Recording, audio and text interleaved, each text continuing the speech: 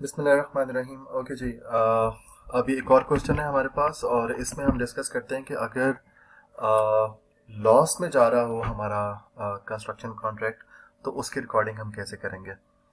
बातें ज़्यादा कॉम्प्लिकेटेड नहीं है, जो स्टेप्स हम पहले करते हैं वही स्टेप्स हम करेंगे और बस एक दो चीज़ों की कैलकुलेशन इजाफी हैं जो हमें करनी होंगी क्योंकि हम लॉस में जा रहे हैं। सो क्वेश्चन को देख लेते हैं। ABC has two construction contracts outstanding at the end of its financial year 30th June 2011. Details for the second contract B are as follows. तो जो पहली एग्जांपल चल रही थी A और B, दो कॉन्ट्रैक्ट हैं एक कंपनी के। तो A का फर्स्ट ईयर का भी हमने देख लिया, सेकंड ईयर का भी देख लिया और अब B का उसने फर्स्ट ईयर का हमें नहीं बताया था, अब वो B का सेकंड ईयर का ही बता रहा है 2011 का। रीज़न क्या है वो अभी यहाँ पे क्वेश्चन में आ जाती है, उसको देख लेते हैं। Okay, so these are the details of contract B. Total contract price है, कॉस्ट इंकर्ड है, एंटिसिपेटेड फ्यूचर कॉस्ट है, प्रोग्रेस बिलिंग है, द नो एडवांस पेमेंट्स और फिर उसने कंप्लीशन डेट हमें दी, कंप्लीशन परसेंटेज दी हुई है 2011 के एंड पे 50% प्रोजेक्ट इज डन और जो लास्ट ईयर के एंड पे था that was not possible to determine कि लास्ट ईयर में कितना हुआ। अच्छा, अब उसकी डिटेल ये थोड़ी सी हमें इसने बताई भी है। Contract B was at an early stage of completion at 30 June 2010, but there was no so चूंकि वो इतनी अर्ली स्टेज पे था, जब बहुत अर्ली स्टेज पर होता है तो फिर उसको हम उसकी प्रॉफिट और रेवेन्यू कैलकुलेट करना पॉसिबल नहीं होता, तो फिर हम उसको उस तरह से नहीं करते हैं। But there was no indication at that date that it was likely to make a loss. It means that now this is likely to make a loss. Costs incurred on contract B to 30th June 2010 totaled 2000. Triple zeros में उड़ा रहा हूँ, जैसे ऊपर भी आप देख रहे हैं ये ट्रिपल जीरो उड़ा के हैं सारी फिगर्स। तो यहाँ पे भी इसने 2 मिलियन दिया है, तो ये ट्रिपल जीरो अगर मैं उड़ा दूँ तो दिस इज 2000। तो रिमेंबर ये आगे क्वेश्चन में जहाँ पे भी हम इसको करेंगे ऐड तो इसको 2000 करेंगे। तो वो कह रहे हैं कॉस्ट जो 2010, अब ये सारा डाटा 2011 का, कंप्लीशन रेट भी 11 का। 10 का सिर्फ एक बात इसने हमें बताई है कि 10 के अंदर आपका जो कॉस्ट इंकर हुई थी दैट वाज 2000। इससे ज़्यादा इसने 10 के बारे में हमें कुछ नहीं बताया। तो इसको करके देख लेते हैं, क्वेश्चन को यहीं से स्टार्ट करते हैं। स्टेप्स जैसे मैंने आपसे कहा वैसे ही हैं। ओवरऑल रिजल्ट पहले प्रिपेयर कर लेते हैं, इसमें कोई नई बात नहीं है, जो क्वेश्चन में ऑलरेडी चीज़ें गिवन है हमने वही करना है।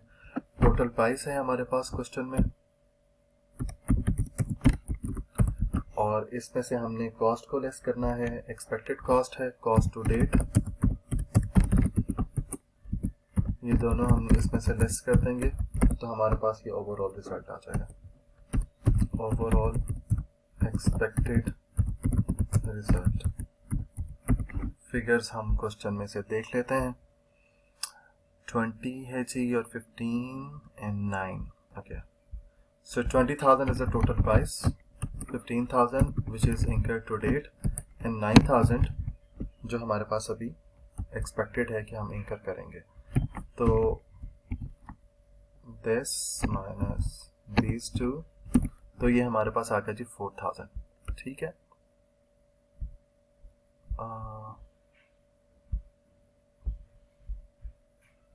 सो यू कैन सी हमारे पास 4,000 का लॉस है। ठीक है, सो रिजल्ट हम क्यों प्रिपेयर करते हैं कि यहाँ से हमें पता चल रहा था कि क्या ये प्रॉफिट में जाएगा या लॉस आएगा। देखें, इस बात को अगर हम छोड़ते हैं ना, यहाँ तक हम कहें कि टोटल प्राइस 20,000 है और टोटल कॉस्ट 15,000 है और अभी हमने सिर्फ 50% काम किया है। ठीक है, तो 50% काम पे हमारा 15,000 कॉस्ट आ गई है और जो टोटल प्राइस हमें मिलनी है दैट इज ओनली 20,000 और एक्सपेक्टेड कॉस्ट यानी कि हम कह सकते हैं कि हमारी जो मेजर कॉस्ट है वो इंकर हो गई है, अब थोड़ी थोड़ी कॉस्ट है। तो 50% पे 15,000 लगी है और जो बाकी 50 है उस पर 9,000 लग जाएगी, तो हम तो एक्चुअली लॉस में है, इसलिए ये लॉस का केस है। ठीक है, जैसे मैंने कहा था कि इस क्वेश्चन में पहले जो हमने क्वेश्चन किए उनमें प्रॉफिट का केस था, अब इस क्वेश्चन में ये लॉस का केस है, अब हमें लॉस हो रहा है। ओके, अब हमें as per procedure revenue calculate करना है। तो हमारे पास ये 20,000 है और 50% कंप्लीशन है, तो इसका हम 50% लेंगे तो हमारे पास ये 10,000 आ जाएगा, ठीक है। और इसमें हम लेस करेंगे लास्ट ईयर का रेवेन्यू विच इज 2000। अब मैं आपको रूल बताता हूं यहां से। देखें, ये जो हमारे पास गिवन है ना, cost incurred on contract B to 30 June 2010 is 2000। मैंने कहा था 000 हम हज़फ कर देंगे। ये जो 2000 है, जब हमारे पास इस तरह का काम नहीं होता कि हम उसको कैलकुलेट कर सकें कि इसमें से प्रॉफिट कितना है और लॉस कितना है और बाकी सारी चीज़ें, तो हमारे पास ऑलमोस्ट सेम रेवेन्यू और सेम एक्सपेंस हम अपने पास रिकॉर्ड करते हैं, ठीक है। तो ये जो 2000 है ये हमारा एक्सपेंस भी है, यहाँ पे कॉस्ट ऐसे गिवन है, और इतना ही हमारा रेवेन्यू भी है। तो हमने इसलिए 2000 इसमें से रेवेन्यू लेस कर दिया, तो ये हमारे पास ये हमारे पास आ गया रेवेन्यू 8000, ठीक है जी। अब इसी तरीके से हम एक्सपेंस कैलकुलेट करेंगे। तो एक्सपेंस जब कैलकुलेट करेंगे तो उसके लिए भी हमने 15 प्लस 9, 15,000 प्लस 9,000, तो इसका 50% लेंगे 24,000 का, तो ऑब्वियसली ये हमारे पास 12,000 आ जाएगा, ठीक है। इन दोनों को ऐड करके हमने इसका 50% लिया, तो ये हमारे पास 12,000 आ गया एक्सपेंस। और अब इस एक्सपेंस में से हमने लेस करना है लास्ट ईयर का,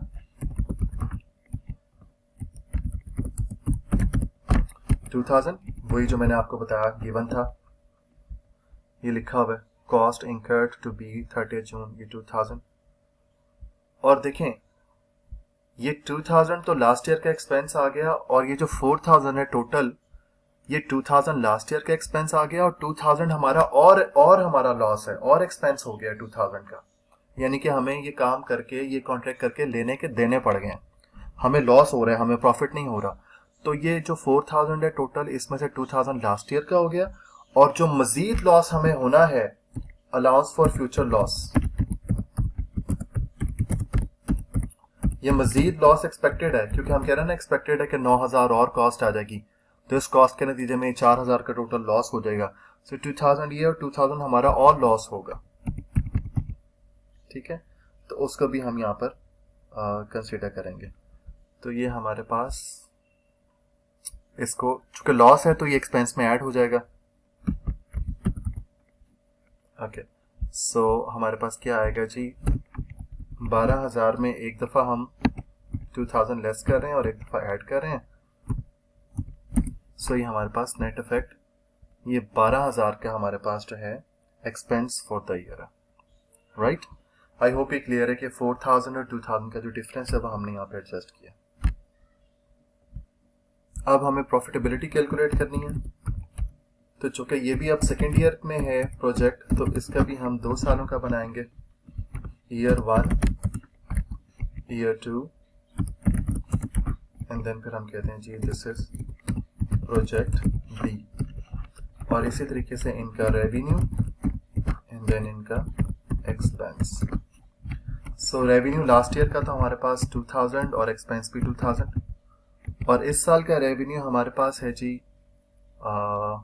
8000 और ये है 12,000। सो यहाँ पे ये नील है और यहाँ पे ये -4000,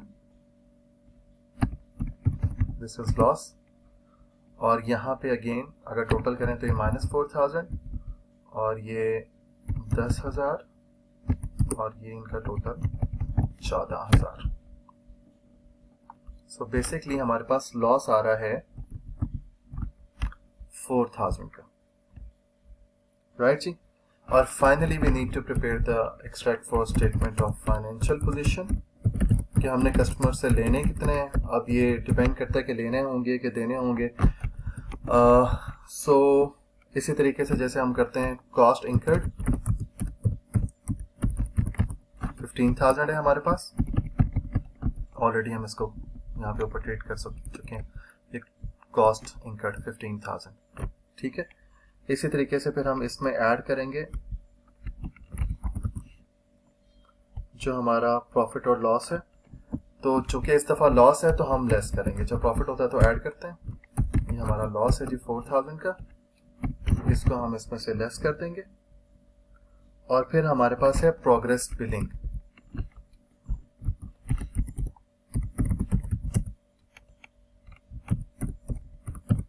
प्रोग्रेस बिलिंग को हमने लेस करना होता है कि वो ऑलरेडी प्रोग्रेस में है, तो हम उसको दोबारा क्लेम नहीं करेंगे।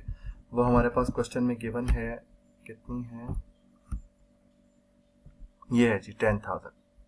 किसी क्वेश्चन में होगी, किसी में नहीं होगी। लाइक फर्स्ट ईयर में तो ऑब्वियसली नहीं होगी, क्योंकि पहले साल स्टार्ट करते ही आप बिल तो नहीं भेजते।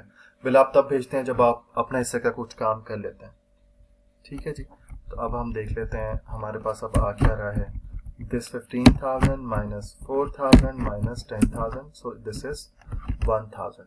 ये है जी अमाउंट जो हमने कस्टमर से लेनी है।